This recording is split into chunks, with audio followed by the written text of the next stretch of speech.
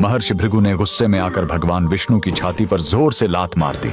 छाती पर माता लक्ष्मी का वास होता है। इस अपमान से आहत होकर माता लक्ष्मी हमेशा के लिए वैकुंठ छोड़कर चली गईं और यहीं से शुरू होती है दुनिया के सबसे अमीर मंदिर तिरुपति बालाजी के बनने की कहानी। वैकुंठ छोड़ने के बाद माता लक्ष्मी सीधे पृथ्वी पर आ गईं। यहाँ दक्षिण में एक राजा थे, आकाश राजन। एक दिन जब राजा एक यज्ञ के लिए मिट्टी खोदने के लिए जमीन पर अपना कुदाल चलाते हैं, तभी जमीन फटती है और एक चमकता हुआ कमल का फूल बाहर आता है। उस फूल में एक नन्ही सी दिव्य बालिका थी। राजा ने उस बच्ची का नाम पद्मावती रखा और उसे अपनी राजकुमारी की तरह बड़े लार प्यार से पाला।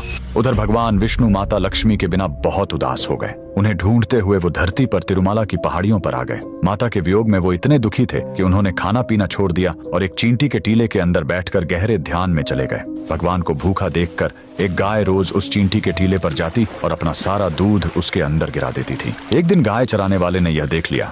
उसे लगा कि गाय दूध बर्बाद कर रही है। गुस्से में आकर उसने गाय को मारने के लिए अपनी कुल्हाड़ी खींचकर पूरी ताकत से उसकी तरफ फेंक दी। उस बेजुबान गाय को बचाने के लिए भगवान विष्णु तुरंत उस टीले से बाहर निकलकर सामने आ गए और कुल्हाड़ी का वह भयानक वार अपने सिर पर ले लिया। घाव बहुत गहरा था, सिर से खून बहने लगा और उस जगह के बाल हमेशा के लिए झड़ गए। भगवान को दर्द में देखकर वहां मौजूद उनकी एक परम भक्त नीला देवी से रहा नहीं गया। उन्होंने बिना एक पल सोचे तुरंत अपने सबसे सुंदर और घने बाल काटे और भगवान के घाव पर लगा दिए। बाल तुरंत प्रभु के सिर से झुर गए। उनका यह बलिदान देखकर भगवान ने नीला देवी को वरदान दिया, कलयुग में जो भी भक्त मेरे दर्शन करने आएगा और अपने बालों का दान करेगा, उसका सारा अहंकार और पाप नष्ट हो जाएगा। बाद में भगवान विष्णु जो धरती पर श्रीनिवास के रूप में रह रहे थे, उनकी मुलाकात राजकुमारी पद्मावती से हुई और दोनों का विवाह तय हो गया। चूंकि पद्मावती एक बहुत बड़े राजा की बेटी थी, इसलिए एक शाही शादी की जरूरत थी।